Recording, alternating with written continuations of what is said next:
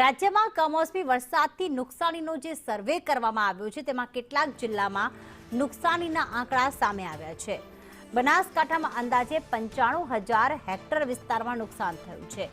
પોરબંદરમાં 91,790 હેક્ટર વિસ્તારમાં, તો બોટાદમાં 58,000 હેક્ટરમાં પાકને નુકસાન થયું। ગાંધીનગરમાં 20,000 હેક્ટરને, જ્યારે આજે સાંજ સુધીમાં રિપોર્ટ સરકારને મોકલાશે। તેમાં જેટલા પણ જિલ્લાઓમાં નુકસાન થયું છે, સર્વે થયો છે, તેને આંકડાકીય માહિતી સામે આવશે। 3 દિવસમાં સર્વે પૂર્ણ કરવા આદેશ આપવામાં આવ્યા।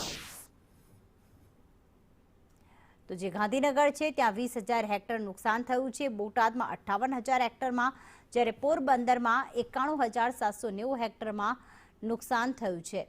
તો આ તમામ નુકસાનીના આંકડા જે છે તે અત્યારે સામે આવી રહ્યા છે।